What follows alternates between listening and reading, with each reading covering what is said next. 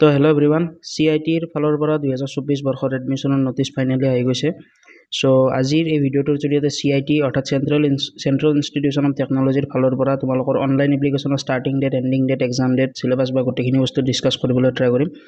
so ভিডিঅ'টো প্ৰথমৰ পৰা চাবা ভিডিঅ'টো আৰম্ভণি কৰাৰ আগতে যিবিলাক ষ্টুডেণ্টে এই চেনেলটো বৰ্তমানলৈ ছাবস্ক্ৰাইব কৰা নাই মেক চিয়ৰ এই চেনেলটো ছাবস্ক্ৰাইব কৰি ল'বা আৰু প্লে ষ্টৰত আমাৰ অফিচিয়েল এপ্লিকেশ্যন অলৰেডি আহি গৈছে so link in the description box download নাও তাতে টাইম টু টাইম আমাৰ ফালৰ পৰা আমি ফ্ৰী টেষ্ট কণ্ডাক্ট কৰোঁ আৰু তাত যিমানখিনি ষ্টুডেণ্টে CIT 2024 বৰ্ষত এটা ষ্টেট গভৰ্ণমেণ্ট মেডিকেল কলেজত ভাল এটা ব্ৰাঞ্চত চিট ল'বলৈ ইচ্ছা কৰা দেন তোমালোকে তাত আমাৰ এটা ক্ৰেছ কোৰ্চ অলৰেডি লঞ্চ কৰা গৈছে যিটো ক্ৰেছ কোৰ্চ ল'লে তোমালোকে 2024 বৰ্ষত হ'বলগীয়া Assam CW for engineering and CIT দুটাৰ বাবে হ'ব সিংগল এটা কোৰ্চ ল'লে তোমালোকৰ দুটা এক্সামে ক্ৰেক কৰিব পাৰিবা আৰু সেই কোৰ্চটোৰ ভিতৰত অলৰেডি মেথামেটিক্স এণ্ড বাকী ছাবজেক্টবোৰৰ ক্লাছ ষ্টাৰ্ট হৈ গৈছে সো দেৰি নকৰিবা যিমানবিলাক চিৰিয়াছ ষ্টুডেণ্ট আছে যদিহে তোমালোকে চিৰিয়াছ হয় তোমালোকে চেন্ট্ৰেল গভৰ্ণমেণ্টৰ আণ্ডাৰত বা ষ্টেট গভৰ্ণমেণ্টৰ আণ্ডাৰত ইঞ্জিনিয়াৰিং কোৰ্চ কৰিবলৈ মন কৰা দেন মেক চিয়ৰ তোমালোকে সেই কোৰ্চটো এনৰোল কৰিব পাৰা কোৰ্চৰ লিংক ভিডিঅ' ডিছক্ৰিপশ্যন বক্সত থাকিব ক্লিক কৰি জইন কৰি ল'ব পাৰিবা সো আজিৰ ভিডিঅ'টোত আমি পোনপ্ৰথমতে চেন্ট্ৰেল ইনষ্টিটিউচন অফ টেকনলজি অৰ্থাৎ CIT কি হয় তাৰ বিষয়ে বেছিক অভাৰভিউখিনি জানিম তাৰে পিছত এক্সাম ডেট বা এপ্লিকেশ্যন কেতিয়া শেষ হ'ব কেতিয়া ষ্টাৰ্ট হ'ব গোটেইখিনি জানিম সো পোনপ্ৰথমতে চাবা CIT 2024 বৰ্ষত তোমালোকৰ অনলাইন এপ্লিকেশ্যন ষ্টাৰ্ট হ'ব 2024 বৰ্ষৰ মাৰ্চ মাহৰ 4 তাৰিখৰ পৰা অলৰেডি ইয়াৰে অনলাইন এপ্লিকেশ্যন ষ্টাৰ্ট হৈ গৈছে অনলাইন এপ্লাই তোমালোকে ক'ত কেনেকুৱা ধৰণে কৰিব লাগিব তাৰ ওপৰত ডিটেইল ভিডিঅ' ষ্টেপ বাই ষ্টেপ তোমালোকক আমি অতি সোনকালে প্ৰভাইড কৰি দিম ভিডিঅ'টো চাই তোমালোকে নিজে নিজৰ মোবাইলৰ জৰিয়তে বা নিজৰ ডেস্কটপ বা কম্পিউটাৰ বা লেপটপৰ জৰিয়তে অনলাইন এপ্লিকেশ্যন কৰি ল'ব পাৰিবা সো তোমালোকৰ অনলাইন এপ্লাই ষ্টাৰ্ট হ'ব মাৰ্চ মাহৰ 4 তাৰিখৰ পৰা আৰু শেষ হ'ব লাষ্ট ডেট অফ ছাবমিটেশ্যন মে মাহৰ 31 তাৰিখ এই টাইম পিৰিয়ডখিনিৰ ভিতৰত তোমালোকে নিজৰ মোবাইল বা লেপটপ বা কম্পিউটাৰৰ জৰিয়তে অনলাইন এপ্লিকেশ্যন কৰিব লাগিব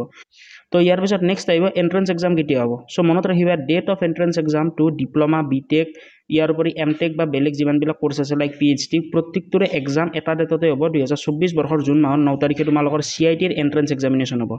এতিয়া কথাটো হ'ল যে ৰিজাল্ট কেতিয়া দিব এক্সাম ডেট গম পালোঁ এপ্লিকেশ্যন ষ্টাৰ্ট ডেট গম পালোঁ এণ্ডিং ডেট গম পালোঁ গোটেইখিনি গম পালোঁ নেক্সট আহিলে আমাৰ ডিক্লেৰেশ্যন অফ ৰিজাল্ট প্ৰকাশ পাব 2024 বৰ্ষৰ জুন মাহৰ 23 তাৰিখে সো ইয়াৰ পিছত বেলেগ বস্তুখিনি কোৱাৰ আগতে CITৰ ভিতৰত কি প্ৰগ্ৰাম আছে বহুতে সেইখিনি সুধি থাকে সো তোমালোকক একেবাৰে শ্বৰ্ট বস্তুৰে বুজাবলৈ ট্ৰাই কৰিম বেছি সময় তোমালোকৰ টাইম ৱেষ্ট নকৰোঁ ফাইনেল তোমালোকে চাবা প্ৰগ্ৰামছৰ বা ভিতৰত বা ব্ৰাঞ্চৰ ভিতৰত কি আছে সেইখিনি কৈ দিওঁ ফাৰ্ষ্টলি আহে ডিপ্ল'মাৰ ভিতৰত ফাৰ্ষ্ট আহে চিভিল ইঞ্জিনিয়াৰিং নেক্সট আহে তোমালোকৰ CSE তাৰে পিছত ECE ইলেক্ট্ৰনিক্স এণ্ড টেলিকমিউনিকেশ্যন তাৰে পিছত বেলেগ তোমালোকৰ ফুড প্ৰচেছিং বা সেনেকুৱা ডিপাৰ্টমেণ্টো আছে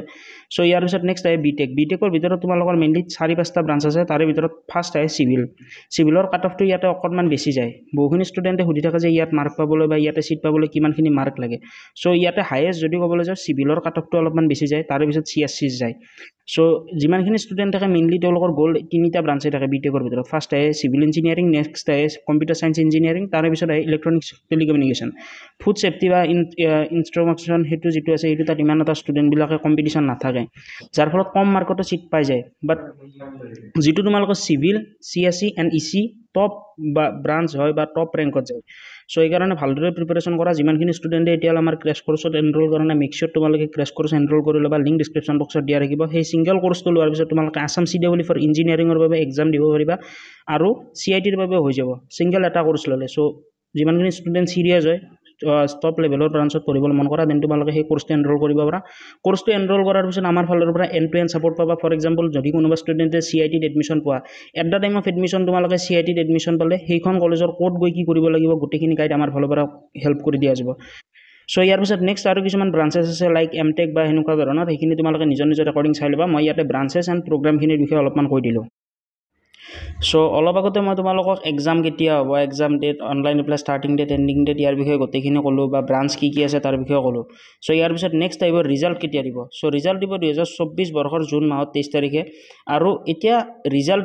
দিয়াৰ পিছত নেক্সট কাউন্সেলিং কেতিয়া হ'ব সো তোমালোকৰ প্ৰথম কাউন্সেলিং বা ডেট অফ ফাৰ্ষ্ট কাউন্সেলিং ডিপ্ল'মাৰ বাবে বেলেগ হ'ব BTechৰ বাবে বেলেগ হ'ব MTechৰ বাবে বেলেগ হ'ব সো পোনপ্ৰথমতে আকৌ ডিপ্ল'মা সো যিমানবিলাক ষ্টুডেণ্টে ডিপ্ল'মাৰ বাবে এণ্ট্ৰেন্স এক্সাম দিবা তোমালোকৰ